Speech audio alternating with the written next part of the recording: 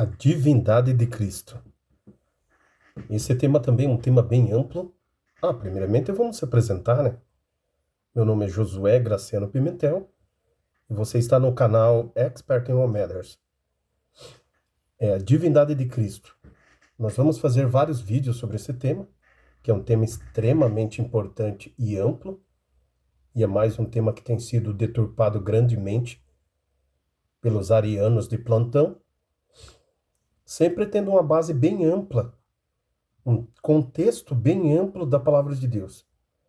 A gente não quer chegar diretamente no verso que a gente acha mais importante no texto, mas a gente quer trabalhar com vocês com um contexto bem amplo. E neste contexto, a gente se prende a alguns detalhes que são mais importantes para trazer aí uma, uma quantidade de informações bem embasadas.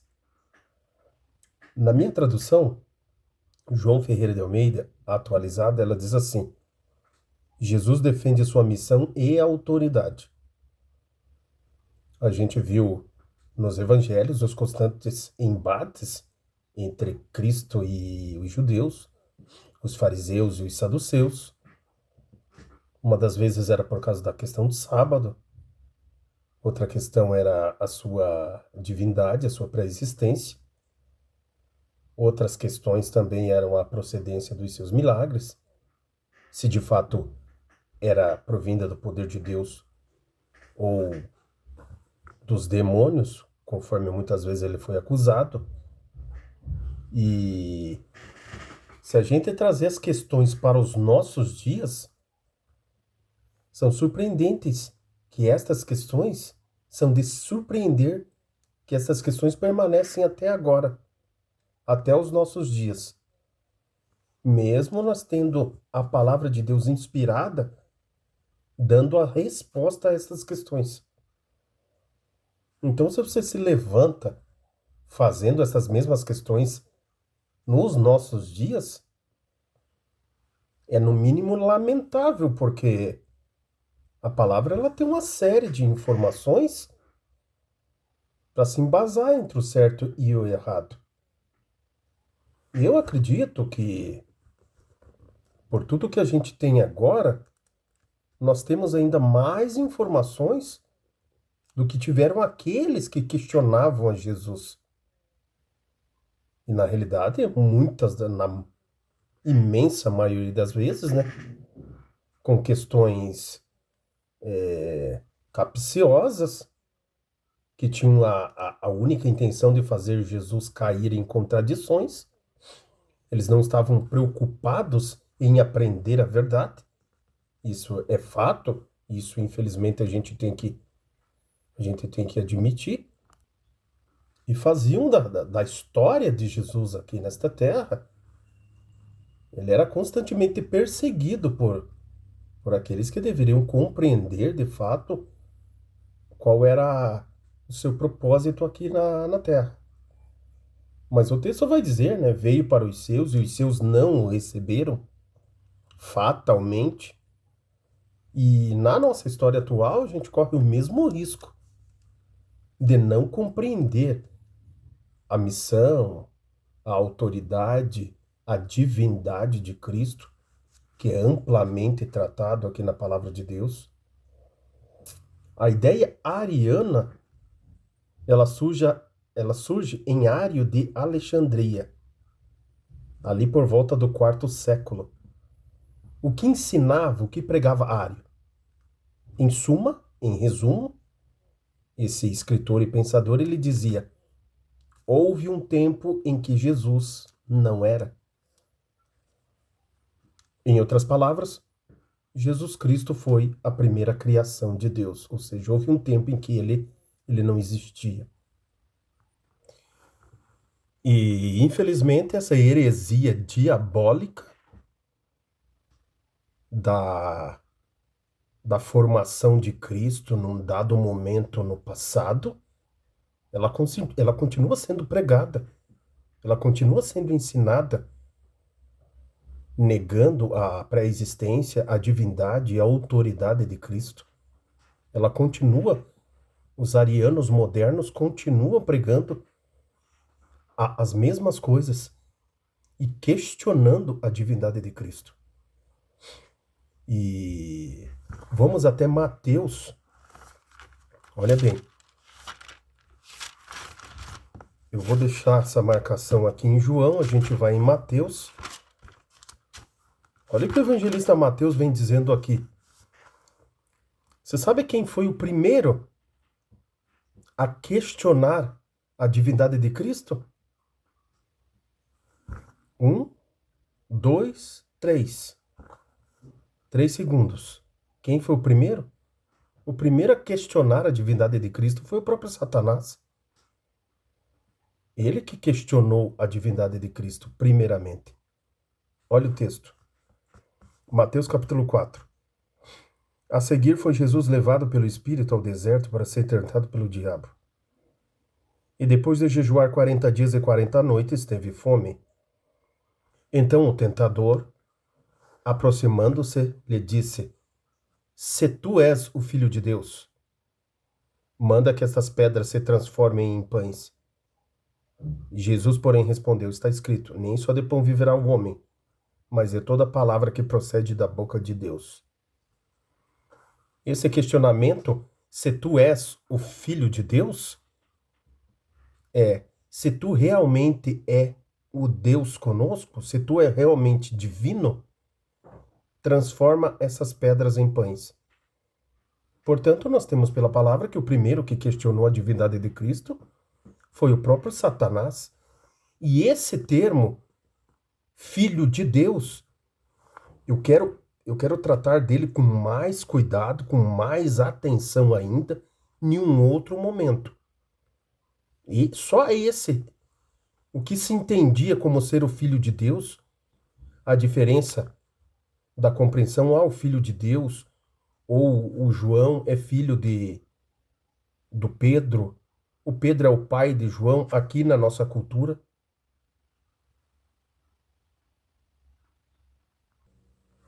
Inimigo velho tá furioso. Tá furioso. 7 minutos e 26 segundos que eu comecei a gravar esse vídeo.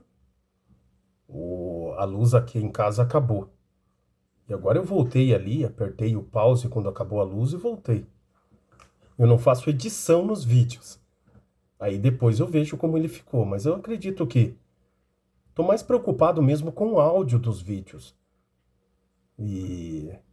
Mas Deus, ele honrou a nossa oração. Eu tô em jejum e oração hoje. Agora eu cheguei aqui em casa e comecei a gravar esse vídeo, a luz acabou. Daí fica ruim, né? Não dá pra enxergar nada.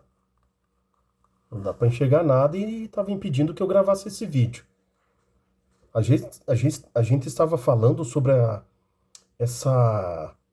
expressão ali, Jesus ser o Filho de Deus. O que o leitor original da Bíblia compreendia com essa expressão? E voltando àquela questão que a gente estava comentando, o primeiro a questionar então a divindade de Cristo, perguntando para ele, então o tentador, aproximando-lhe, lhe disse: Se tu és o Filho de Deus.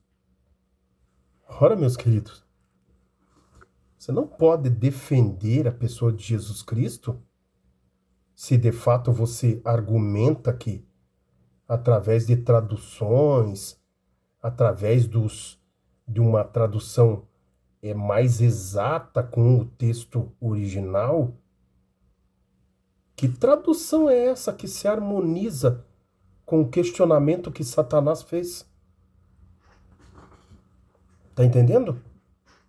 Que todo o texto onde apresenta existe a participação da pessoa de Jesus Cristo, diretamente falando, essa tradução ariana, ela tem como objetivo menosprezar a Jesus Cristo? A fonte está aqui, é Satanás. Foi ele o primeiro a questionar a divindade de Cristo. E nós não podemos fugir do fato de ou você está com Deus ou com o diabo. E nesse caso, qualquer que questione a divindade, a autoridade e a soberania de Cristo, como Deus encarnado, ele está do lado de Satanás, que foi o primeiro a questionar se tu és o Filho de Deus.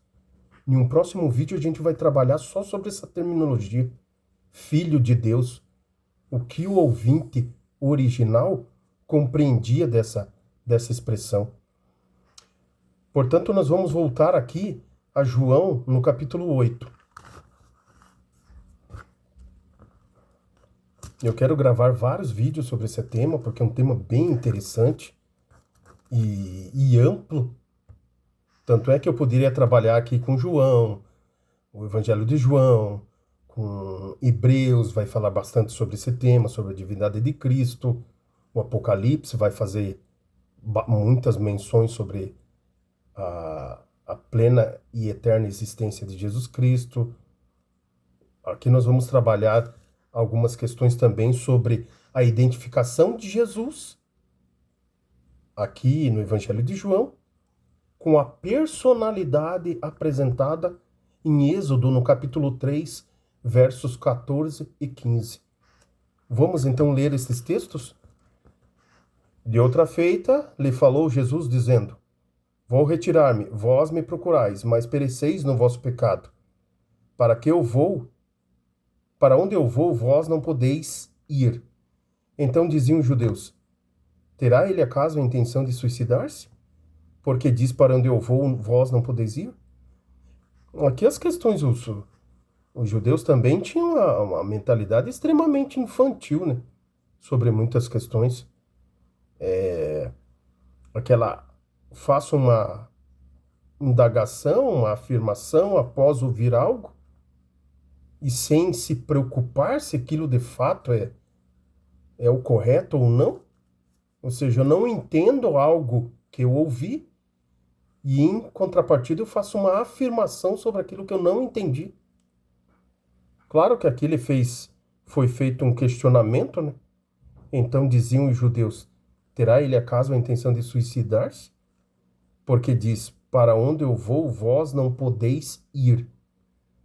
Interessante essa afirmação assim, num sentido de questões imortalistas também. A gente não vai tratar nesse tema aqui, a gente vai voltar a falar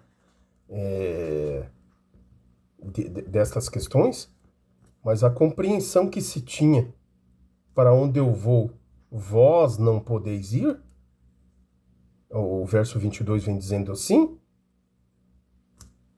fica difícil acreditar que os judeus criam que após a morte todos eles iam para o mesmo lugar, né? Ó, então diziam os judeus: Terá ele acaso a intenção de suicidar-se? Porque diz: Para onde eu vou, vós não podeis ir. Isso aqui é interessante.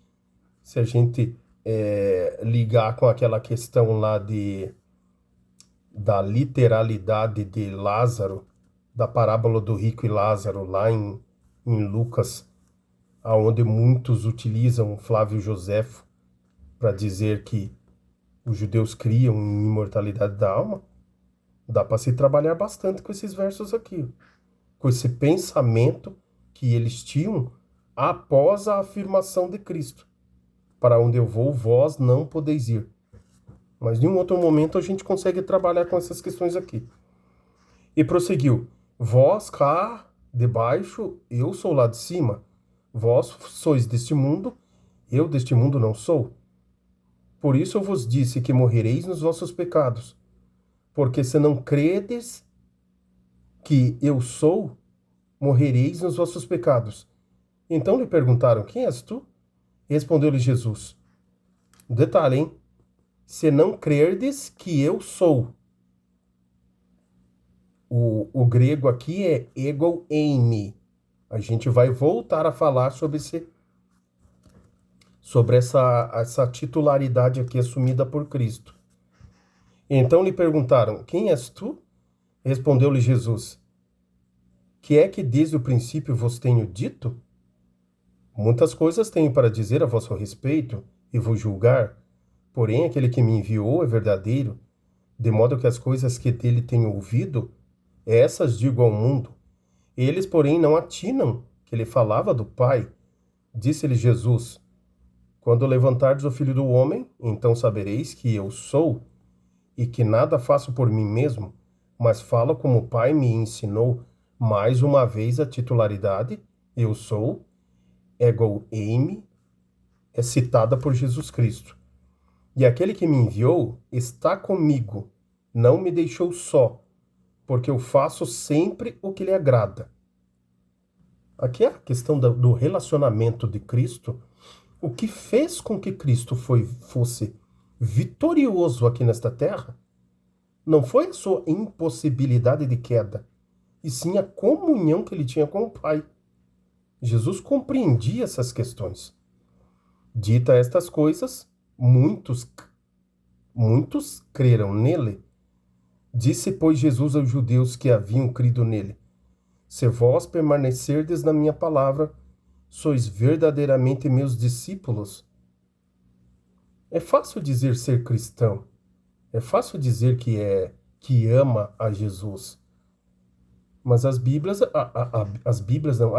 a palavra de Deus, ela apresenta alguns requisitos. Se esses requisitos não são preenchidos, olha o que o texto diz: Se vós permanecerdes na minha palavra, sois verdadeiramente meus discípulos. Dá para compreender as questões inclusivas e exclusivas? Exclusivas no sentido de excluir alguém ou incluir alguém? Se vós permanecerdes na minha palavra, sois verdadeiramente meus discípulos, e conhecereis a verdade vos libertará. Somente a verdade pode nos libertar. E verso 33, responderam-lhe: Somos descendência de Abraão e jamais fomos escravos de alguém. Como dizes tu, sereis livres? Aqui nós temos da parte dos judeus uma mentira gritante, né? Por mais que fossem na sua questão genealógica descendência de Abraão, a nação judaica foi escrava por muito tempo e de várias nações. Sem medo de errar, eu acho que a nação judaica foi uma das que mais sofreu nessa terra. E em consequência dos seus próprios pecados, do seu próprio abandono da vontade de Deus. Portanto, isso aqui não é uma verdade. Genealogicamente, eles eram descendência de Abraão. Agora que nunca foram escravos, não era verdade. Replicou-lhe Jesus: em verdade vos digo, todo o que comete pecado é escravo do pecado. Essa repetição, em verdade, é para enfatizar algo muito importante. Por isso que se dizia, em verdade, Verso 35. O escravo não é livre. O escravo não fica sempre na casa. O filho, sim, para sempre. Aí ele diz assim, o clássico verso 36. Se, pois, o filho vos libertar, verdadeiramente sereis livres. Ainda uma questão aqui do verso 34.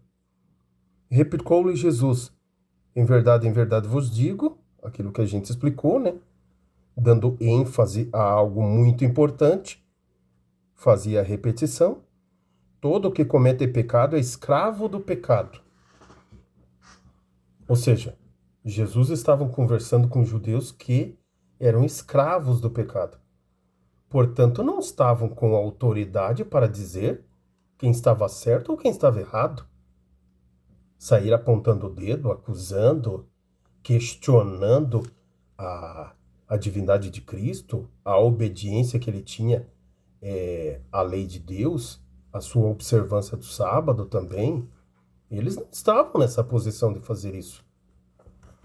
E mesmo que estivessem, se eles próprios fossem obedientes aos mandamentos de Deus, Sendo assim, não seriam escravos do pecado, conforme o próprio Cristo está dizendo no verso? Mesmo assim, destituídos de amor e com o intuito de resgatar o pecador, eles não teriam a autoridade para fazer isso. Ainda mais da pessoa do próprio Cristo, que na sequência ele vai dizer: quem me convence de pecado, significando que ele mesmo nunca cometeu nenhum pecado. Bem sei que sois descendência de Abraão, contudo procurais matar-me, porque a minha palavra não está em vós. Eu falo das coisas que vi junto de meu pai. Vós, porém, fazeis o que vistes em vosso pai. Então lhe responderam: nosso pai é Abraão. E disse-lhes: se sois filhos de Abraão? E disse-lhes Jesus: se sois filhos de Abraão, praticai as obras de Abraão. O que os afirmaria como descendência de Abraão não eram questões sanguíneas, era questão de obediência. Se de fato sois filhos de Abraão, disse Jesus, praticais as obras de Abraão. E quais eram as obras de Abraão? Vamos ver lá o texto lá em Gênesis. Quais eram as obras de Abraão? Deixa eu ver se eu encontro, se eu não me engano, em Gênesis capítulo 25, capítulo 25 de Gênesis.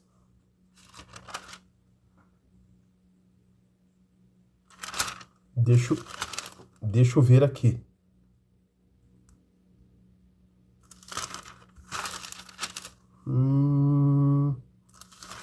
É um texto muito expressivo.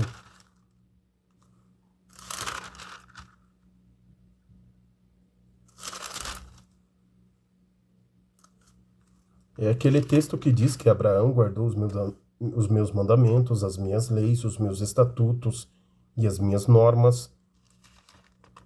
Infelizmente eu não estou conseguindo encontrá-lo. Mas é esse texto que declara, que afirma que Abraão, em todos os momentos, na maioria deles, vamos dizer assim, na grande maioria dos momentos, ele foi... aqui, ó. Gênesis 26, verso 5, diz assim: porque Abraão obedeceu a minha palavra e guardou os meus mandamentos, os meus preceitos, os meus estatutos e as minhas leis. Ou seja, você é descendência de Abraão? Viva como Abraão viveu. Não só por questões sanguíneas, questões de genealogia. Olha a expressividade do verso 26, o capítulo 26, verso 5 de Gênesis. Aquela ali era a vida de Abraão, era o estilo de vida de Abraão. Por isso Jesus disse: então lhe responderam: nosso pai é Abraão. Aí disse-lhe Jesus: se sois filhos de Abraão, praticai as obras de Abraão. Isso cai para nós agora também. Que cristão é esse que vive em desacordo com o que Cristo viveu? Isso a gente tem hoje. É de surpreender, mas nós temos hoje os cristãos que vivem em desarmonia com o que Cristo viveu. Isso aí sabe o que é? É até forte argumento para o ateísmo. Não que justifique, olha o que eu estou falando, não que justifique, mas Mahatma Gandhi vai dizer que não era cristão por causa dos cristãos. Claro que não é uma justificativa. Você tem que ser cristão pela tua relacionamento com Cristo, primeiramente. Mas se você até então não conhece Cristo, você só conhece os cristãos, tem muita verdade no que Mahatma Gandhi disse. Repito, não é justificativa. Não serve como justificativa. Poucas pessoas estão na altura de Paulo. Sede meus imitadores, assim como eu sou de Cristo. Todos nós deveríamos chegar neste nível. Mas fatalmente a, a vida destituída de cristianismo daqueles que se dizem cristãos, fez com que Mahatma Gandhi argumentasse, afirmasse: não sou cristão por causa dos cristãos. Mas agora procurais-me matar-me a mim, e vós tenho falado a verdade que ouvi de Deus. Assim não procedeu Abraão. Vós fazeis as obras do vosso pai. Disseram-lhe eles: nós não somos bastardos. Temos um pai que é Deus. O orgulho da nacionalidade, das origens. Se isso não ultrapasse as questões corretas de observações que Jesus estava tendo, claro que você tem que amar a tua nação, a tua descendência, as tuas origens, mas retrocedendo à história de Abraão, aqueles não tinham mais nada. Fato, o diálogo de Cristo aqui deixa muito claro isso. Vocês têm orgulho de algo que na realidade vocês deviam ter vergonha, não orgulho. Porque vocês estão muito distantes do que viveu, do que ensinou, do exemplo de Abraão. Verso 42, replicou Jesus: se Deus fosse de fato vosso Pai, certamente me havieis de amar, porque eu vim de Deus e aqui estou, pois não vim de mim mesmo, mas Ele me enviou.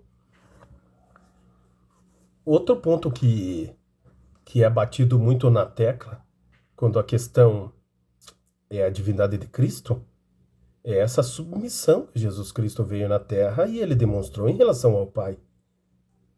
Mas isso, em hipótese alguma, coloca Jesus como inferior ao Pai, no sentido da sua natureza. Simplesmente ele compreendia que, uma vez sendo Deus encarnado, ele não veio para buscar a glória dele. Isso não fazia ele inferior naturalmente falando, na sua essência, inferior a Deus Pai. Os papéis exercidos Pai, Filho e Espírito Santo, eles se diferenciam em prol da salvação do ser humano, mas isso não significa que um passou a ser menor que o outro, essencialmente falando. E fatalmente os arianos adoram usar essas afirmações. Olá, Jesus disse que o Pai é maior que ele. Jesus disse que Deus é o único Deus verdadeiro. Eles não compreendem de fato as intenções que estavam por trás das palavras de Cristo, no sentido de que eu não vim glorificar a mim, eu vim mostrar ao Pai. Eu vim mostrar ao Pai através das minhas ações. O próprio Espírito Santo também, trabalhando nos bastidores em prol da salvação do ser humano. Aí a pessoa pega essas questões de cargo, de hierarquia que existem entre nós, os seres humanos, e lançam tudo isso na divindade. Eu até nem ia citar esse texto, mas eu vou lá para João. Eu nem ia citar esse texto nesse momento, mas eu vou citar só para fazer uma explicação. Olá, São João 17, verso 3. É o supracitado, é o texto adorado dos arianos, e ele diz assim, e a vida eterna é esta, que te conheçam a ti, o único Deus verdadeiro. Aí eles enfatizam, tá vendo? Tá vendo só?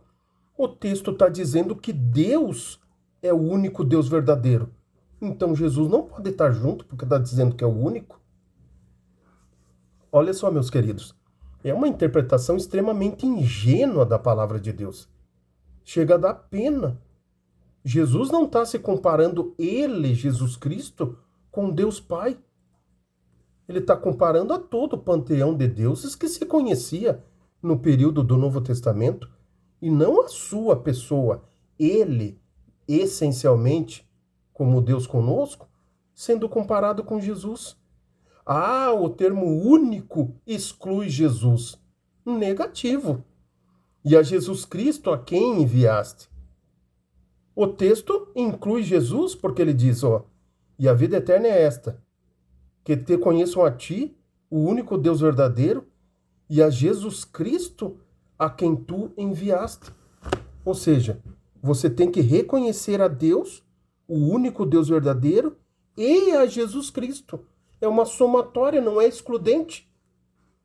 Não é excludente. Você tem que conhecer a Deus e Jesus Cristo como o único Deus verdadeiro. E somando-se a essa nossa afirmação, pelo mesmo autor, nós vamos lá em João, na primeira epístola. Como eu digo a vocês, eu não tenho nada marcado, é o que me vem à mente. O texto diz assim, ó, 1 João 5, verso 20. Também sabemos que o Filho de Deus é vindo. Quem que tá falando de quem? De Jesus Cristo, isso aqui não é essa dúvida. Também sabemos que o Filho de Deus é vindo e que nos tem dado entendimento para reconhecermos o verdadeiro. E estamos no verdadeiro, em seu Filho, Jesus Cristo. Este é o verdadeiro Deus e a vida eterna. Alguma dúvida? Mais claro que isso é impossível. Jesus Cristo, este é o verdadeiro Deus e a vida eterna. Portanto, o texto supracitado pelos arianos de plantão de hoje, ele inclui a pessoa de Jesus Cristo como sendo o verdadeiro Deus. E ponto final. Voltando aqui agora para o verso 43 de João capítulo 8. Qual a razão por que não compreendeis a minha linguagem? É porque sois incapazes de ouvir a minha palavra. 44. Vós sois do diabo, que é o vosso pai, e quereis satisfazer-lhes os desejos. Ele foi homicida desde o princípio e jamais se firmou na verdade, porque nele não há verdade. Quando ele profere mentira, fala do que lhe é próprio, porque é mentiroso e pai da mentira. Agora o esclarecimento foi além da medida, podemos assim dizer, né? Vocês têm a Deus e vocês são descendência de Abraão. Jesus lança todas essas afirmativas por terra, porque as obras não correspondiam, não era meramente uma questão de sanguínea e genealógica. E Jesus faz a afirmação do verso 44. Vós sois do diabo, que é o vosso pai. Uma coisa que a gente tem que compreender nas nossas conversações e afirmações. Aquele que disse, venha a mim todos que estáis cansados e oprimidos, e eu vos aliviarei. Esse mesmo também disse, afasta-te de mim, Satanás. Quando a palavra de Deus está sendo desprezada, quando o Filho de Deus está sendo desprezado por aqueles que se colocam com traduções diferenciadas, traduções recomendadas, né? Traduções, como que eu posso dizer, encomendadas, e chegam a desmerecer o divino Filho de Deus, através de ensinos, de pregações, de revistas, de qualquer método que se possa imaginar. Na realidade, ele está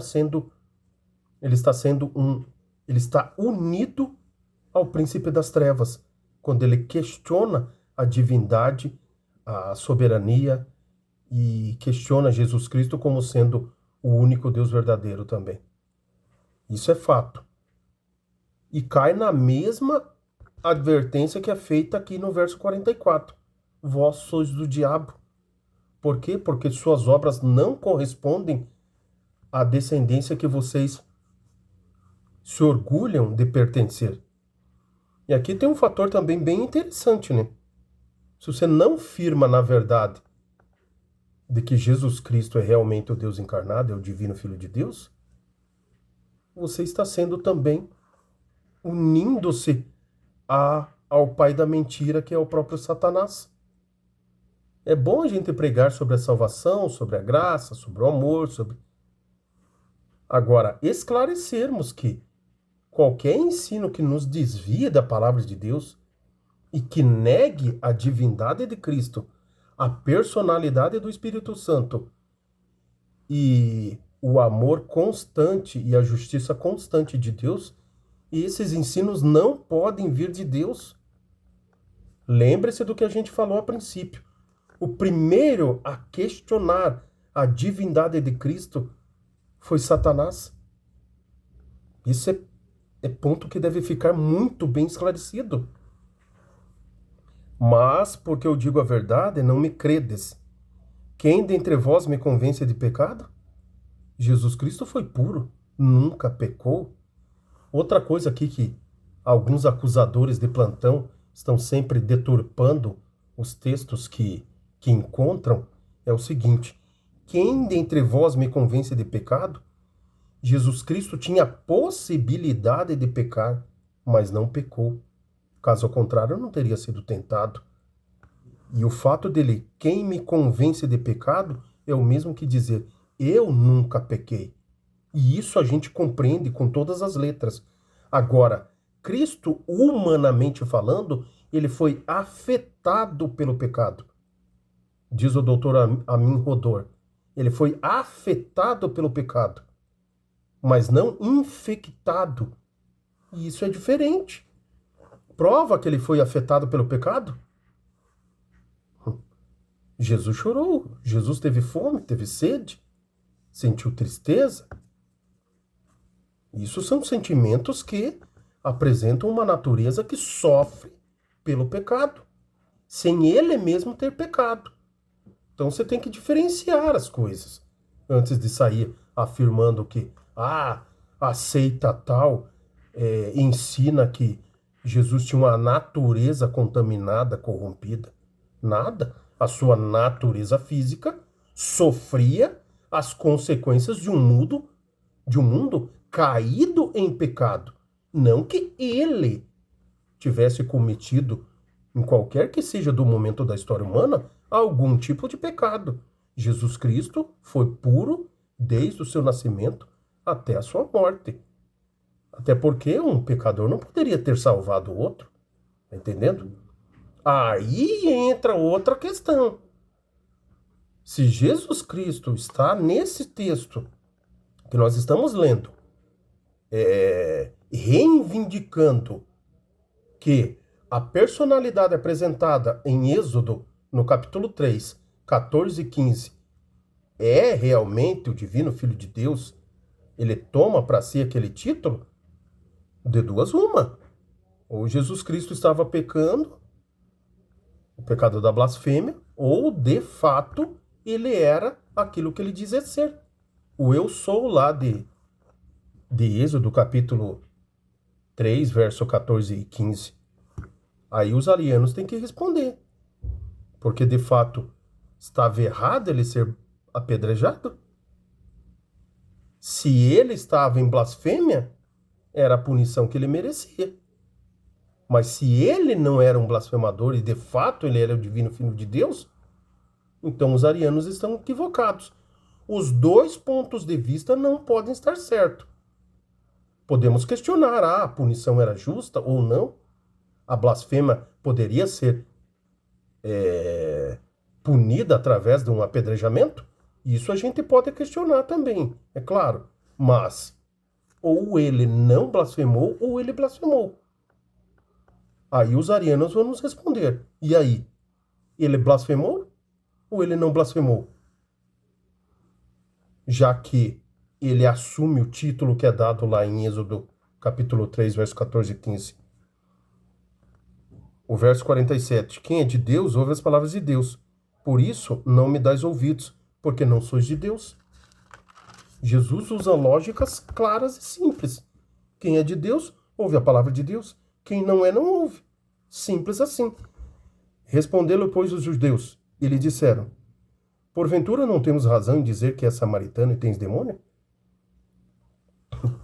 são ousados, né? A ignorância é ousada.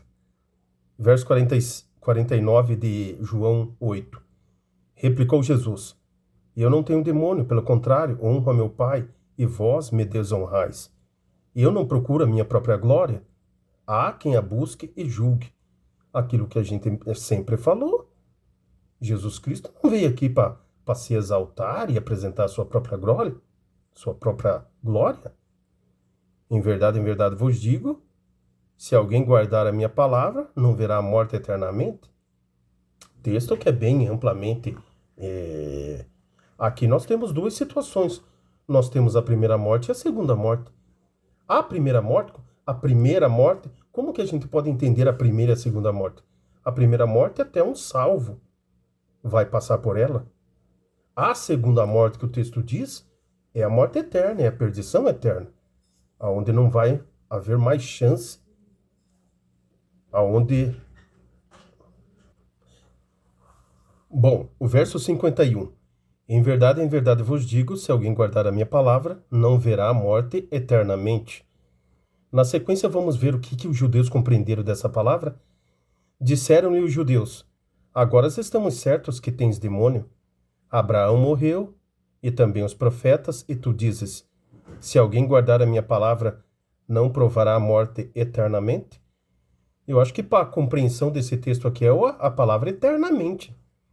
Porque, como a gente comentou a princípio, a morte ela vem para todos os homens. Mas nós temos a primeira e a segunda ressurreição. A primeira ressurreição é a ressurreição dos santos.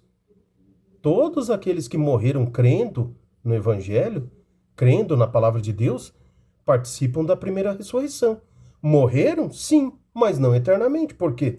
Porque vão ressuscitar. É isso que Deus tem em mente, que Jesus tinha em mente aqui. De fato, Abraão morreu, Isaac morreu, Jacó morreu, Davi morreu, Isaías, todos eles já morreram, mas não morreram eternamente. Por quê? Porque vão fazer parte da primeira ressurreição, que é a ressurreição dos justos. Verso 53. És maior do que Abraão, nosso pai, que morreu? Também os profetas morreram? Aí os judeus vão nessa linha de raciocínio, né? Todos eles morreram. Quem, pois, te fazes ser? Respondeu Jesus: se eu me glorifico a mim mesmo, a minha glória não é nada. Quem glorifica a mim é o meu Pai, o qual vós dizeis que é o vosso Deus. Entretanto, vós não o tendes conhecido, eu, porém, o conheço. Se eu disser que não o conheço, sereis como vós, mentiroso, mas eu o conheço e guarda a sua palavra. Esse mesmo João, lá na carta de João, vai dizer: aquele que diz que não, que eu conheço e não guarda os seus mandamentos, é mentiroso. Ele toma novamente as palavras de Jesus lá na sua carta, lá na primeira carta de João. E o verso 56. Abraão, vosso pai, alegrou-se por ver o meu dia, viu-o e regozijou-se. Aqui os judeus se escandalizaram. Opa, como aí? A gente sabe da onde você veio. Conhece teu pai e tua mãe. Como assim? Você tem 33 anos. Como que você está dizendo que viu Abraão? Aí eles se escandalizaram. E Jesus vai responder. Perguntaram-lhe, pois, os judeus: ainda não tem 50 anos e viste Abraão? Verso 58. Respondeu-lhe Jesus: em verdade vos digo, antes que Abraão existisse, eu sou. Aqui é o título, é um das expressões mais poderosas dentro da palavra de Deus, aonde identifica Jesus como o divino Filho de Deus, aonde Jesus assume a sua, declara definitivamente perante os ouvidos dessa plateia a sua divindade. Antes que Abraão existisse, eu sou. Também tem um detalhe que não pode passar batido aqui. Tem duas expressões para eu sou. Ego em seria, se Jesus quisesse dizer que ele existiu simplesmente antes de Abraão, ele utilizaria essa expressão. ego em. Agora, a expressão que Cristo usa aqui é ego em mim, que significa eu sou antes mesmo da existência de Abraão, mas a pré-existência de Cristo. Antes de Abraão, antes do tempo que você quiser imaginar. É o mesmo que ele tivesse afirmado: eu sempre existi. Não houve um tempo em que eu não existi. Ego em tem esse significado. Eu sempre existi. Antes de Abraão, antes de qualquer coisa que você possa imaginar. Aí é aquela questão, você vai ficar com Ário de Alexandria ou com a palavra de Cristo? Dizendo, eu sempre existi. Eu sou atemporal. Eu não sou contado pelo tempo. Por isso, eu posso afirmar, antes que Abraão existisse, eu sou. Segura esse verso aqui e a gente vai até Deuteronômio. Deuteronômio não. A gente vai até Êxodo. Sinceramente, não sei porque eu falei Deuteronômio. A gente vai até Êxodo.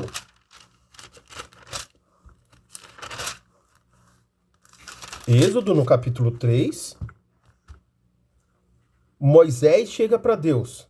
Senhor, o povo vai perguntar, tá? Quem que mandou?